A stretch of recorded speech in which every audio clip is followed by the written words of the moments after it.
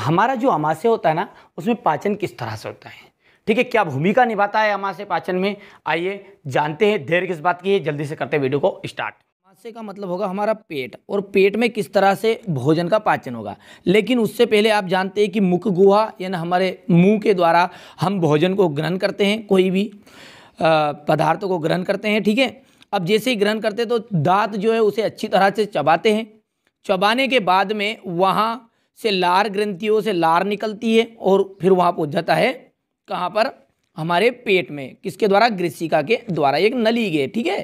तो इसके द्वारा अब आमाशय में क्या क्या होता है वो समझते हैं, ठीक है। यहाँ पर भोजन, अब भोजन कहाँ तक आ गया है, आमाशय तक।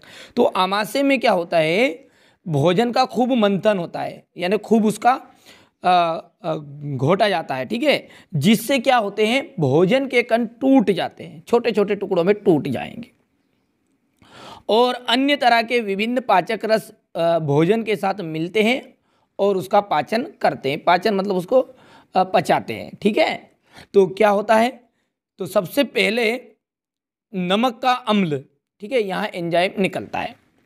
ये क्या करता है, यहाँ माध्यम को पहले तो अम्लीय बनाता है, और अम्लीय होने के कारण फिर भोजन सड़ता नहीं है। तो इसका क्या कार्य है नमक के अम्ल का, कि यह माध्यम को अम्लीय बनाता है और भोजन को सड़ने से बचाता है, ठीक है। दूसरा है पेप्सिन। पेप्सिन जो एंजाइम रहेगा ये प्रोटीन को पेप्टोन्स में बदल देता है। किसका कार्य करता है, ये प्रोटीन को का पाचन करने का कार्य करता है। यदि कोई पूछे कि पेप्सिन का कार्य क्या है, तो प्रोटीन का पाचन करेगा। अब ये प्रोटीन को किस तरह से पचाएगा कि ये पेप्टोन्स में बदल देगा, ठीक है भैया, दो चीज क्लियर है। तीसरा जो है वहाँ है रेनिन है। रेनिन क्या करता है, दूध का पाचन करने का कार्य करता है, यानी कि ये दूध में से जो केसिन प्रोटीन रहता है उसका पाचन करेगा और दूध को दही में बदलने का कार्य करता है, ठीक है। जठर लाइपेज, यहाँ वसा को वसी अम्ल यानी कि ग्लिसरॉल में बदल देता है। किसमें बदला है, जठर लाइपेज वसा को वसी अम्ल ग्लिसरॉल में बदल देगा। और एक और एंजाइम निकलता है जठर म्यूसिन, ये भोजन के अम्लीय प्रभाव को नष्ट करता है। ध्यान देखिएगा, पहले आमाशय में नमक का अम्ल निकलता है, यानी कि अम्लीय माध्यम करेगा, फिर इसको कम करने के लिए जठर म्यूसिन एंजाइम निकलता है, स्रावन होता है, ठीक है।